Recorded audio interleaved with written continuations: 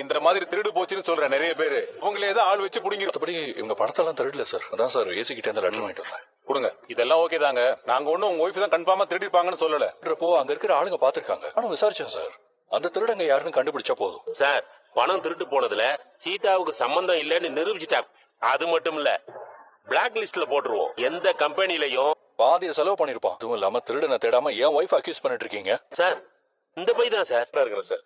பணத்தை திருடின தேடி கண்டுபிடிச்சு அவன்கிட்ட இருந்து பணத்தை திரும்ப வாங்கிட்டேன் சார். அவனை போலீஸ் ஸ்டேஷனுக்கு பணம் கிடைச்சிச்சு. அப்புறம் என்ன சார், சீதா மேல எந்த தப்பும் இல்ல சார். சார் திருடன் ஓடிட்டான், அதுக்கு நான் என்ன சார் பண்ண? அவனை தேடிக்கிட்டு இருக்கோம் சார். அவன் சீக்கிரம் மாட்டுவான் சார். இந்த பணத்தை இன்ஸ்பெக்டர் உங்ககிட்ட கொடுத்துட்டு வர சொன்னார் சார். பணம் எல்லாம் சரியா இருக்கு சார். ஒரு நல்ல விரும்பின்னு வச்சுக்கோங்களேன் சார். இப்ப உங்களுக்கு சந்தோஷம் தானே? இப்பதான் சார் எனக்கு உயிரே வந்துச்சு. உயிர் வரதெல்லாம் இருக்கட்டும் சார்.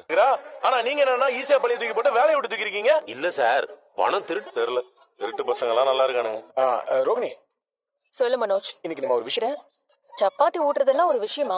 இந்த ஃபாரினர்ஸ்க்கு தெரிஞ்சிருக்கு. நம்ம ஊர் சம்பந்தமாவே எல்லாம் போடுறாங்க. அது எதுவும் இருந்துட்டு போட்டு ஒண்ணு வேண்டாம். அதுக்கு இப்ப என்ன? நான் உனக்கு ஊட்டி வரனே. என்னடா பண்ணிட்டு இருக்கீங்க?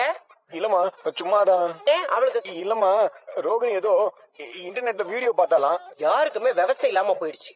எதையாவது கேட்டா வீடியோ பார்த்தேன், ரேடியோ பார்த்தேன்னு சொல்லிட்டு இருக்க. நீனா சொன்னா சீதா விஷயத்துல எல்லாம் நல்லபடியா முடிஞ்சதுன்னு. பணமும் கிடைச்சிருச்சா? அப்ப நிஜமா அவ எதுவும் எடுக்கலையா?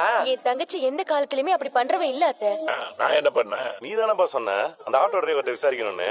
அந்த ஆளை விசாரிக்க போய் இல்லாம ஒரு ஆட்டோக்காரன் யாருக்காகவும் அழுக மாட்டான். அதனால கொஞ்சம் சந்தேகமா. நீங்க கேட்ட 5 லட்சம் ரூபாய் இதுல இருக்கு. இதுக்கு மேல வட்டி கேட்டு வராதீங்க. இந்தாங்க புடிங்க. ஆசைப்பட்டு திருடல, கடனுக்காக எடுத்துருக்கான். அப்புறம் பேச்சு திறமையால நல்ல பேர் வாங்கிக்க வேண்டியது. அந்த ஆளே கடன்ல மாட்டிதான் அப்படி பண்ணிட்டான். அவனை மாட்டி விட்டு அவன் போல போய் ஏன் கெடுப்பானே. இல்ல விடு. முத்துவ புரிஞ்சுக்கிட்டாரா? அவர் கோவம்லாம் போயிடுச்சா? அது தெரியல ஸ்ருதி. விட்டு இறங்கவே இல்ல. விடு, பொறுமையா இறங்கட்டும். நீ நல்லது பண்ணிருக்க. பயங்கரமா பசிக்குது. அடுத்தவங்களை பத்தி யோசிக்காம இருந்தா இப்படிதான். அடுத்தவங்கள பத்தி எனக்கு சப்பாத்தி எங்கன்னு கேட்டா நீங்க 2 பேரும் சண்டை போட்டுட்டு இருக்கீங்க. எனக்கு எப்படி அது தெரியும்? என்ன ரோகிணி, உனக்கு தெரியல. நீ சும்மா இரு. ஏய், எல்லாமே வா. என்ன நீ முத்துக்கு மட்டும் ஸ்பெஷலா ஹார்ட் ஷேப்ல கொடுத்திருக்க ட்ரை பண்ற நீ? ஏய், என் ஐடியாவை காப்பி அடிக்காத. ஹலோ, இது அண்ணியோட ஐடியா. முழுசா சப்பாத்தியை போடாம இப்படி கோணலா போட்டு வச்சிருக்கேன். ஹார்ட் ஷேப்ல போட்டுருக்காங்களாம். ஏதாவது இப்படி குரங்கு வித்த பண்ணிக்கிட்டே இருக்கிறது வேலையா போச்சு. டேய், நீ என்னடா இவன் தட்ட பாத்துக்கிட்டு இருக்கிற? எனக்கு இந்த மாதிரி சப்பாத்தி ஒண்ணு வேணுமா? கலெக்ட் பண்ற வேலை தானே பாக்குறான். அப்ப கலெக்டர் தானே. ஆமா, நான் எனக்கு சொன்ன கடனை வாங்கிட்டு வட்டியும் கட்டல, அசலும் கட்டல. அதை கேட்கதான் போனேன். சத்யா, குடுக்கற கடனை உன்ன சொல்லி தப்பு இல்லடா. முதலாளி உன்னை இப்படிதான் பண்ணி வச்சிருக்காரு. சில பேங்க்ல எல்லாம் அப்படிதான்டா செய்யறாங்க.